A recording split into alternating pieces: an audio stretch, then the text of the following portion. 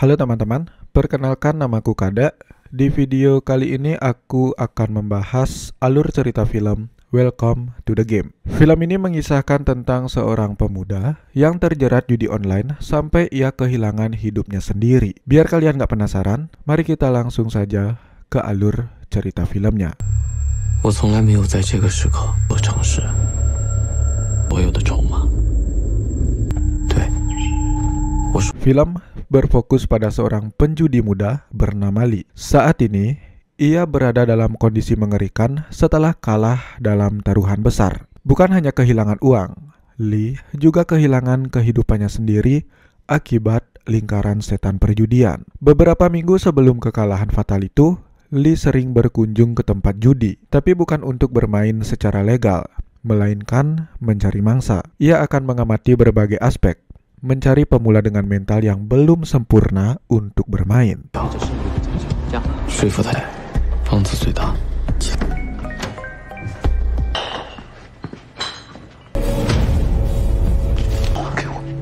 我劝你冷静。 Setelah berhasil menemukan mangsa, Lee akan mengajaknya bermain. Tanpa sadar, ini adalah trik agar si pemula bisa diperdaya dan berakhir dengan mempertaruhkan semua kekayaannya.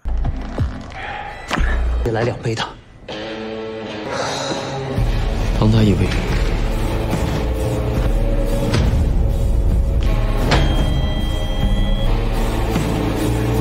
Rupanya di balik kejahatan itu, Lee adalah seorang anak yang berbakti. Hal itu dibuktikan ketika ia menggunakan uang yang didapatkan untuk mengobati ibunya yang sakit. Sang ibu saat ini memerlukan donor darah yang harganya sangat mahal sekali. Ini adalah motivasi tersembunyi yang membuat kita sedikit bersimpati pada karakter Lee.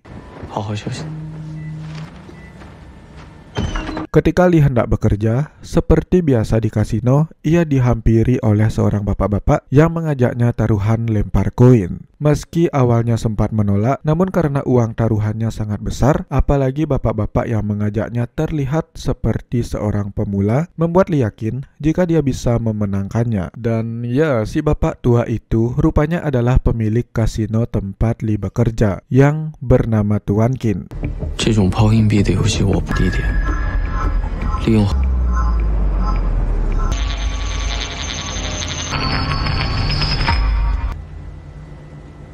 Sebelum pergi meninggalkannya, Tuan Kin memberikan Lee waktu 7 hari untuk melunasi semua hutangnya dan meminta semua pihak keamanan untuk melarang Lee kembali ke tempat ini. Setelah kejadian di kasino, kita diperlihatkan Lee yang berniat untuk menculik anak Tuan Kin agar mendapatkan uang tebusan. Tidak perlu besar, asalkan hutangnya kepada Tuan Kin bisa lunas kurang dari 7 hari. Terlihat dari kejauhan, Lee memperhatikan anak Tuan Kin bernama Xiao yang baru saja keluar rumah dengan cara yang tidak biasa, sehingga Lee hanya bisa membuntutinya dari belakang sebelum melakukan tindakan sesuai rencananya. Alih-alih berhasil menangkap Xiao, Lee malah hampir dibunuh oleh Xiao itu sendiri. Yang bukannya membunuh orang yang akan menculiknya, Xiao malah mengajaknya makan di sebuah restoran 24 jam.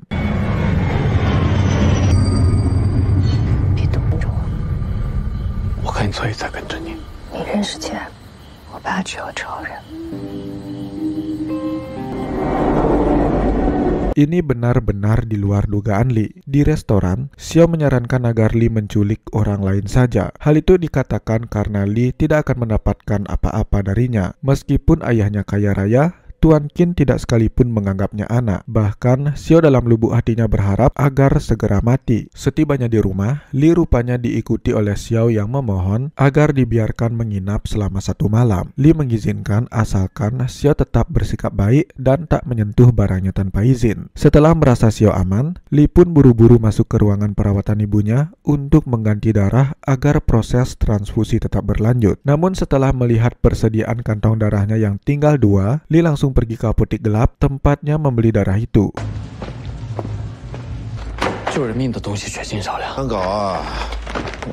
Baru saja ia sampai ke sana, tiba-tiba Li diculik oleh Tuan Qin. Ia diancam agar segera melunasi hutangnya sebelum tanggal jatuh tempo, dan jika sampai akhir tidak bisa mengembalikannya, maka Tuan Qin akan menjual semua organ dalamnya ke pasar gelap. Ini adalah ancaman serius yang membuat Li semakin terpojok. Sepulangnya ke rumah, Li langsung mengusir Xiao dan menghapus jejak spidol di tubuhnya. Dia sangat frustasi dengan apa yang menimpanya barusan. Sampai akhirnya, ia teringat dengan perkataan Xiao di restoran tempat pertama mereka berbincang. Ternyata Xiao meminta agar Li menculiknya dan uang tebusannya bebas digunakan tanpa membaginya sepeser pun. Li yang tidak punya pilihan lain akhirnya menyuruh Xiao untuk kembali masuk. Ia menyetujui tentang penculikan yang Xiao sarankan. Mereka langsung membuat skema agar seolah-olah penculikan itu benar-benar terjadi. Setelah dirasa cocok dengan salah satu dari sekian skema yang mereka buat, Li akhirnya mulai menjalankan aksi dengan mengirimkan jaket Xiao ke rumah Tuan Qin.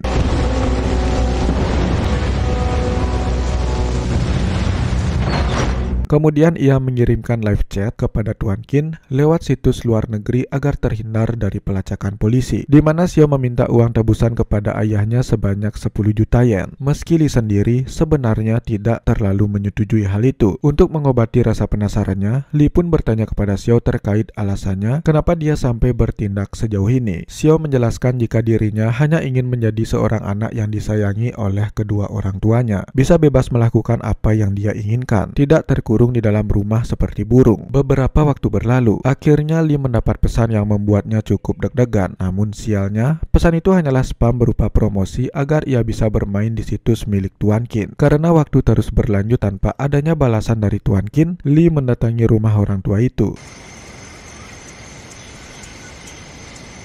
Baru saja ia sampai di sana, Li terpaksa harus kembali setelah mendapatkan notifikasi dari ponselnya. Sesampainya di rumah, ia langsung melihat sang ibu yang untungnya baik-baik saja. Selain merasa senang, Li juga diberi sebuah kejutan berupa masakan enak dari daging segar, yang ternyata adalah dari hewan peliharanya sendiri. Li kaget bukan main. Meskipun masih marah dengan apa yang dilakukan, Li langsung menyembunyikannya di ruangan si ibu sebelum Tuan Qin menyadarinya jika anaknya saat ini berada di rumahnya. Setelah Tuan Qin memasuki rumahnya, mereka tampak saling bertatapan tanpa banyak bicara. Di momen krusial itu, Tuan Qin malah penasaran dengan sebuah pintu yang terkunci. Ia kemudian meminta Li untuk membukanya dan memperlihatkan isi di balik pintu tersebut.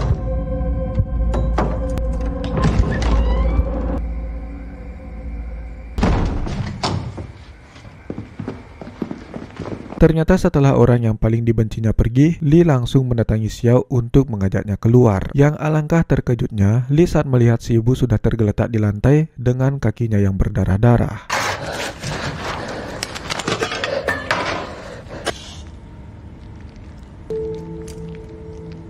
Setelah melakukan penanganan darurat, barulah Li bercerita tentang sosok si wanita yang ia rawat. Ternyata wanita itu bukanlah ibunya, melainkan seorang direktur panti asuhan. Li adalah seorang anak yatim piatu yang diselamatkan oleh si ibu direktur, diberi tempat tinggal, makan, dan pendidikan sampai SMA. Hingga pada suatu hari, Li melakukan kesalahan yang berimbas pada yayasan tempat tinggalnya. Entah apa yang sebenarnya dia lakukan, tapi yang pasti satu persatu donatur yayasan mundur. Sehingga untuk memberi makan anak-anak panti, si ibu harus memulung sampai ke lingkungan pabrik kimia. Dari kerja kerasnya itu, si ibu divonis memiliki sebuah penyakit bernama hematologi atau sebuah kelainan darah. Sehingga untuk keberlangsungan hidupnya, Li harus menyediakan darah segar untuk ditransfusikan kepada si ibu yang saat ini memerlukan sel darah yang sangat banyak. Ketika sedang bercerita itulah, Li tiba-tiba saja mendapatkan pesan dari Tuan Qin di mana ia akan mengikuti permainan Li. Di sisi lain, Xiao pun teringat dengan pesan terakhir yang dia kirimkan kepada temannya di kota sebelah. Rupanya sebelum pergi ke tempat Li, Xiao berniat untuk menumpang di rumah temannya. Namun karena mendapatkan jawaban sekaligus uang dan baterainya hampir habis, ia memutuskan untuk pergi ke tempat Li. Sehingga dengan adanya pesan tersebut, polisi bisa saja menemukan teman Xiao yang besar kemungkinan akan melaporkan hal itu kepada polisi setelah tahu jika temannya saat ini sedang diculik, di mana hal itu jelas akan langsung mengungkap kebohongan mereka berdua tentang penculikan tersebut.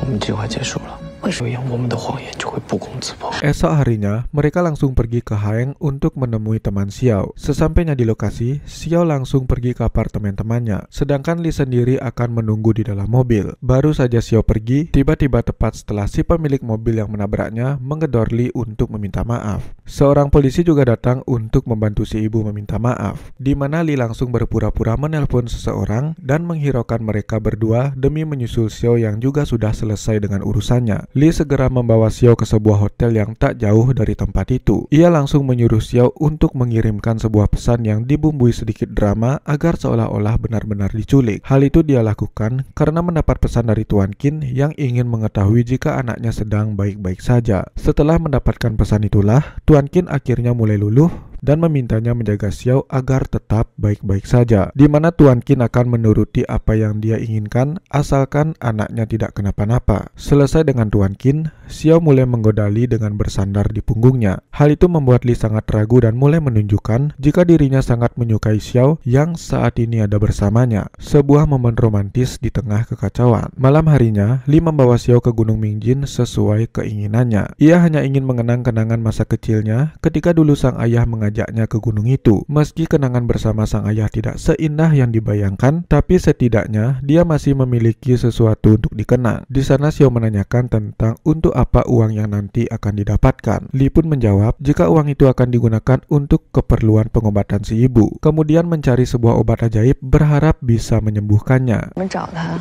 就只能在大陆。今天在非洲，真。 Di hari permainan, Li pun memberikan sebuah gelang pada Xiao untuk digunakan sebagai alat pelacak, di mana Xiao yang merasa khawatir pun menanyakan terkait apakah Li akan ikut ke Brazil setelah semua ini selesai, di mana Li tidak menolak dan menerima tawaran itu, karena sejatinya dia tidak bisa pergi kemanapun mengingat si ibu yang terus membutuhkan perawatannya. Waktu permainan pun dimulai. Tuan Qin tampak sedang menyiapkan uang tebusan anaknya, di mana Li memberikan instruksi kepada Tuan Qin agar mengantarkan uangnya ke sebuah tempat bernama Haeng. Meski terlihat sendiri, Tuan Qin rupanya dibuntuti oleh banyak sekali polisi. Meskipun begitu, Li tetap dengan rencananya karena sudah tidak bisa mundur lagi. Tapi untuk lepas dari para polisi yang mengikuti Tuan Qin, Li rupanya sudah memiliki rencana yang teramat sangat sederhana, namun bekerja dengan sangat-sangat baik. Ia pun lolos dari para polisi. Li meminta Tuan Qin untuk pergi ke sebuah atap hotel dan melemparkan uangnya, yang kemudian akan langsung diambil oleh seseorang. Rupanya yang mengambil uang tadi itu adalah Xiao itu sendiri. Sesampainya ke tempat di mana Xiao dan Li bertemu, ada seseorang yang menghampiri mereka. Xiao tampak mengenal orang itu. Begitupun sebaliknya, yang bisa membuat rencana mereka berantakan.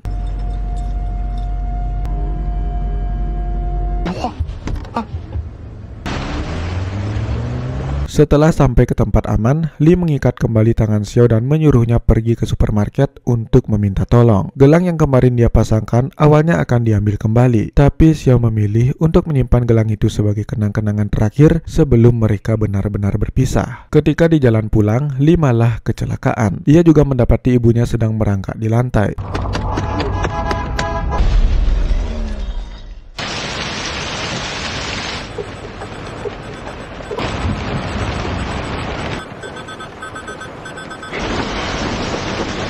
Mungkin karena terjatuh, di mana kesialan itu tidak berhenti di sana saja. Karena setelah membawa ibunya ke rumah sakit, Li malah mendapatkan kabar dari Tuan Qin tentang penemuan mayat Xiao di Gunung Mingjin. Sehingga selain kasus penculikan ini, Li harus berhadapan dengan kasus pembunuhan yang hal itu sudah terkonfirmasi oleh pihak kepolisian. Sehingga Li tidak bisa mengelak meskipun bukan dia pelakunya. Ketika gambar Xiao di berita sudah dimunculkan, barulah dia sadar jika dirinya sudah ditipu. Entah apa motif si penipu yang sebenarnya dan siapa orang yang selama ini selalu bersamanya. Si ibu dinyatakan meninggal dunia ketika Li masih bingung dengan serangkaian kejadian yang menimpanya. Kematian si ibu membuat Li sangat terpukul. Ia melampiaskan amarahnya dengan mengacak-acak rumah.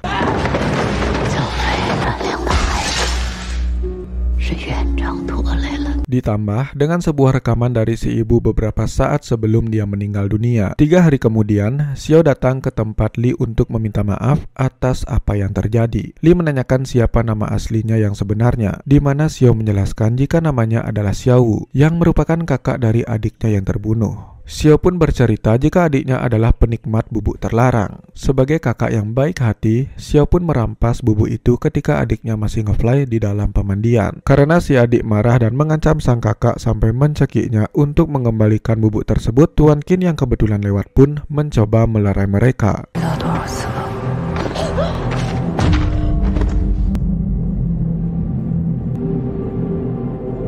Tetapi ketika Xiao akan memanggilkan ambulans, Tuan Qin memarahinya dan membiarkan si adik tetap mati. Bukan tanpa alasan, sebenarnya nama baik Tuan Qin sudah sangat tercemar akibat si adik yang salah pergaulan. Ditambah lagi dengan Tuan Qin yang akan mencalonkan diri sebagai wali kota, sehingga terjawab sudah jika kematian tersebut tidak apa-apa baginya. Bahkan merupakan sebuah keuntungan demi kelancaran kampanyenya. Lelaki yang mendatangi mereka ketika selesai menjalankan misi adalah sosok pacar si adik yang membuatnya terjerumus ke dalam lingkaran setan. Ia adalah satu-satunya lelaki brengsek yang membuat Tuan Qin berada dalam kesulitan seperti sekarang. Selanjutnya, kita akan dibawa mundur ke waktu di mana Li masih menjadi seorang penipu di kasino milik Tuan Qin. Waktu itu rupanya Tuan Qin sudah mengetahui segala tindakannya. Ia tidak sedikit pun ada niatan untuk mengganggunya dengan alasan jika Li adalah anak yang cerdas. Sampai ketika kejadian itu terjadi, Tuan Qin mulai berpikir untuk menjadikan Li sebagai kambing hitam dan memulai permainan dengan Tuan Qin yang menjadi tokoh utamanya. Sebuah rencana jahat yang terstruktur. Mengetahui kejadian itu serta apa yang dilalui olehnya dengan Xiao adalah permainan belaka. Li hanya bisa meratapi nasibnya saat ini bersama si burung yang rupanya masih hidup.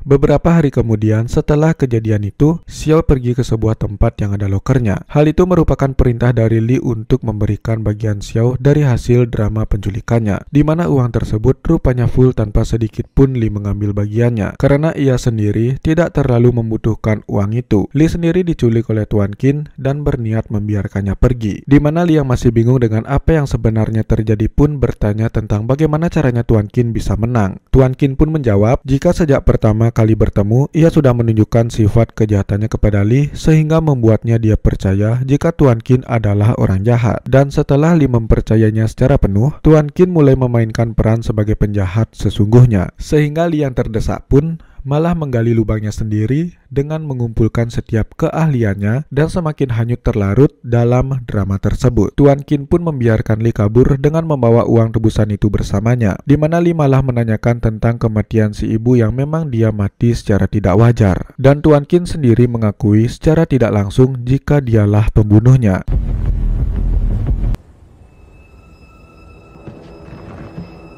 Keesokan harinya, Li pergi melihat aktivitas Xiao di seberang gedung tempatnya bekerja. Ia langsung menghubungi wanita pujaannya dan menawarkan apakah akan ikut dengannya ke Brazil. Karena rupanya Li sudah membelikannya 2 tiket untuk mereka berdua. Sejak kejadian itu, Xiao mulai merenung tentang apa yang ia harus lakukan. Di mana Xiao meyakinkan dirinya untuk tetap berangkat meninggalkan sang ayah dan kemewahannya hanya demi bersama Li, orang yang sangat dia sukai sejak pandangan pertama. Sementara itu, Tuan Qin yang sedang diminta keterangan oleh polisi terkait penculikan anak bungsunya malah mendapatkan telepon yang menyatakan jika anak keduanya juga sedang diculik, di mana ia langsung berasumsi jika penculiknya adalah Li yang ingin balas dendam. Sehingga Tuan Qin langsung menghubungi Li untuk kembali bermain lempar koin.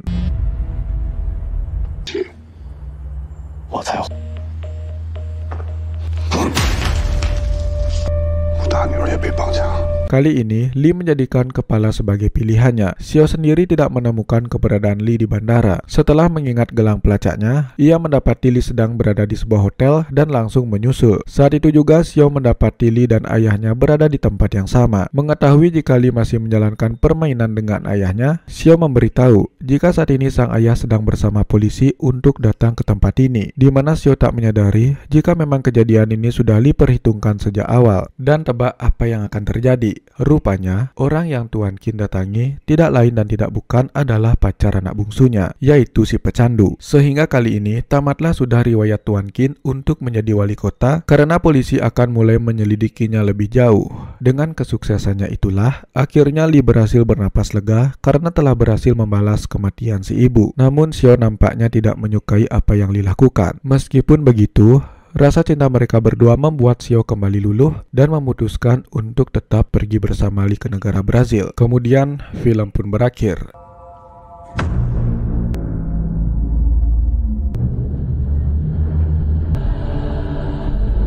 Dan itulah alur cerita lengkap film Welcome to the Game. Bagaimana menurut kalian? Mohon maaf jika aku ada salah kata, dan sampai jumpa di alur cerita film selanjutnya.